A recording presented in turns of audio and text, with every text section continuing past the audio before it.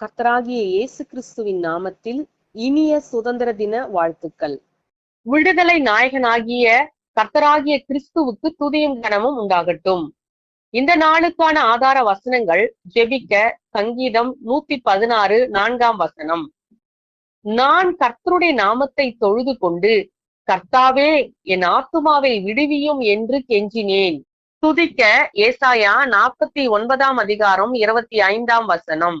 இதோ பராக்கிரமனால் சிறைப்படுத்தப்பட்டவர்களும் விடுவிக்கப்படுவார்கள், பலவந்தனால் கொள்ளையிடப்பட்டதும் விடுதலையாக்கப்படும். நம்முடைய தேவனாகிய கர்த்தர் சகல அடிமைத்தனத்திலிருந்தும், நுகத்திலிருந்தும், கட்டுகளில் இருந்தும் நம்மை விடுவிக்க வல்லமை உள்ளவர் தேவனாய் இருக்கிறார் என்பதை நாம் உணர்ந்து விசுவாசித்து இந்த நாளில் ஜெபிக்க வேண்டும்.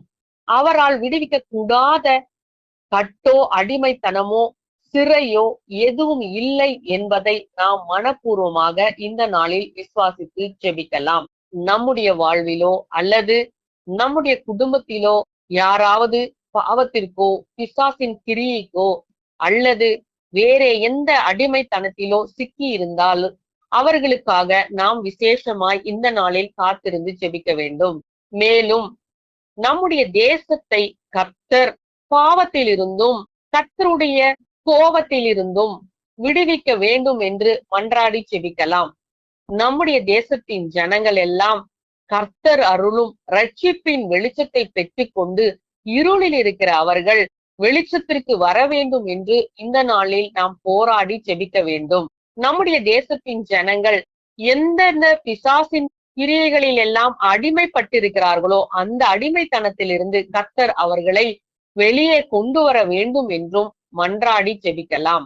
துதிக்க வேண்டியது, தேவன் நம்மை அடிமைத்தனத்துக்குள் வைத்திருக்கிற பிசாசின் வல்லமைகளுக்கும் நம்மை காட்டிலும் பலவான்களாய் இருக்கிறவர்களுடைய கைகளுக்கும் நம்மை தப்புவித்து காக்க வல்லமையுள்ள தேவனாய் இருக்கின்றபடியால் நாம் அவரை மனதார நன்றியோடு ஸ்தோத்திரிக்கலாம்.